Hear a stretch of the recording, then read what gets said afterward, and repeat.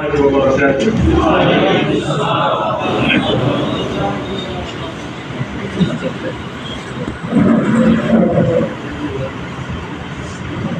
لله وكفى وسلام على عباده الذين اصطفى اما بعد اعوذ بالله من الشيطان الرجيم بسم الله الرحمن الرحيم اليوم اكملت لكم دينكم واتممت عليكم نعمتي ورضيت لكم الاسلام دينا صدق الله المولانا العظيم معزز محترم حضرت علماء کرام আল্লাহ রাব্বুল আলামিনের অশেষ মেহেরবানি যে আল্লাহ রাব্বুল আলামিন আমাদেরকে কোরআন কারীমের মতো মহামূল্যবান পুরো পবিত্র এই কালামুল্লাহ খেদমতের সাথে আমাদের মতো নগণ্য অযোগ্যদেরকে সম্পৃক্ত রেখে আমাদেরকে সম্মানিত করেছেন এই জন্য আল্লাহ পাকের শুকরিয়া আদায় করি আলহামদুলিল্লাহ।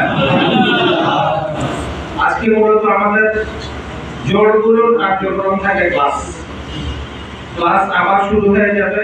আমরা ইনশাআল্লাহ আজিজ মাঝখানে আমাদের সকল কার্যক্রমগুলোকে আমরা 20 মিনিটের মধ্যে শেষ করব ইনশাআল্লাহ। সময় নির্ধারণ করা থাকলে কাজ গোছানোভাবে সুন্দরভাবে শেষ করার সমাধান থাকে।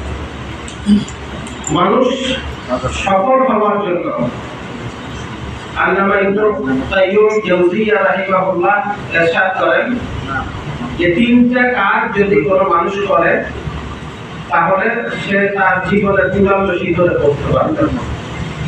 এক নম্বর হচ্ছে কি শুকর করা, এক নম্বর কি শুকর করা। আর আল্লাহ রাব্বুল আলামিন আমাদেরকে কোরআনে কারীমে ইরশাদ করেন আল-ইয়াওমা আকমালতু লাকুম দীনাকুম ওয়া আতমামতু আলাইকুম নি'মাতি ওয়া রাদিতু লাকুম আল-ইসলাম দীনা।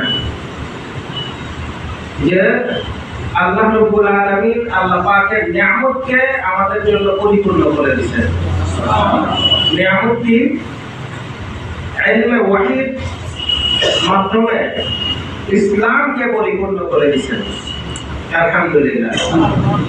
তাহলে ইলমে ওয়াহিদ জ্ঞানকে পরিপূর্ণভাবে আল্লাহ রাব্বুল আলামিন দিয়ে আবার আল্লাহ পাক ঘোষণা দিয়েছেন এইটাই তোমাদের জন্য সর্বোত্তম নিয়ামত। আর এই নিয়ামতের শুকরিয়া বেশি বেশি করে বান্দাকে আদায় করতে হবে।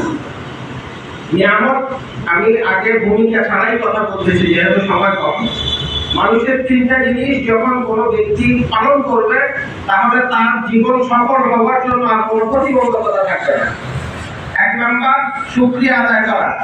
আল্লাহ রাব্বুল আলামিনের যত নিয়ামত আছে সমস্ত নিয়ামতের শুকরিয়া তিনভাবে আদায় করতে হবে। তিনটা কাজের মাধ্যমে নিয়ামতের কি করতে হবে? শুকরিয়া আদায় করতে হবে। এক নাম্বার বলে দিলের কান দিয়ে শুনবেন, কথাগুলো দ্রুত বলবো, মনে রাখার চেষ্টা করবেন।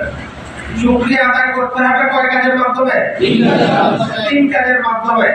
এক নাম্বার অন্তরস্থল থেকে স্বীকৃতি দেওয়া যে আল্লাহ পাক আমাকে এই সকল নিয়ামত আমাকে দান করেছেন, এটা প্রত্যেকে স্বীকার করা, দিল থেকে স্বীকার করা। দুই নাম্বার জবান দ্বারা নিয়ামতের শুকরিয়ার বর্ণনা করা। দুই নাম্বার কি?